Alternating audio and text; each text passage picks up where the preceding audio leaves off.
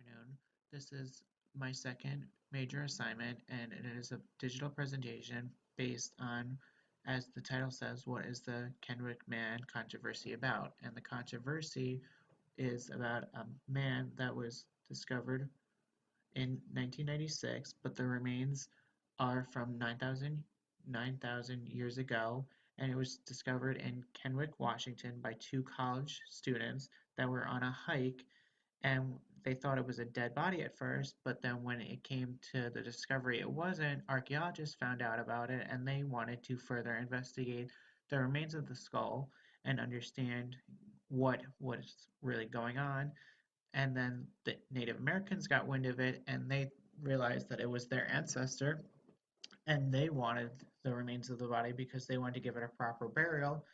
because that is what they believe in, to bury the remains of their ancestors, and from their customs that was what they wanted to do. But it is a controversy arguing between archaeologists and Native Americans.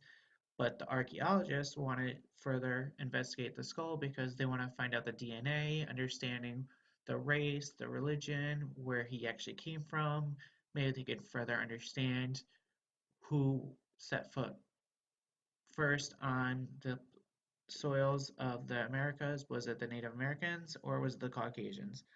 But in our book, Skull Wars, Native Americans are treated very unfairly. They are sent from reservation to reservation because people want to further investigate the skull, and the archaeologists treat them very unfairly also because they believe that it is their right to understand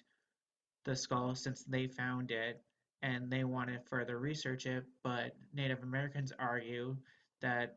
it is their ancestor and it is their right to own the body because he was or supposedly was a Native American. But throughout history, we don't know because it is still a very controversial subject and further studies are still going on, but we really don't know who he really was. And I believe that if archaeologists had it at first, they should just be able to just study it, understand who he is, and then figure out who he really is based on his race, if you can figure out from his skull, but we don't believe we can because there's not enough information, and DNA testing won't help it,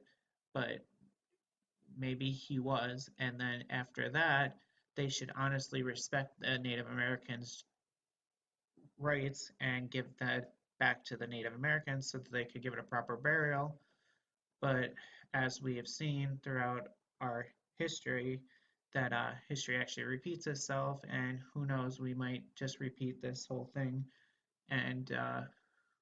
we might not understand who he really was because we can't further investigate because it's still a major issue on who has the rights to this body and who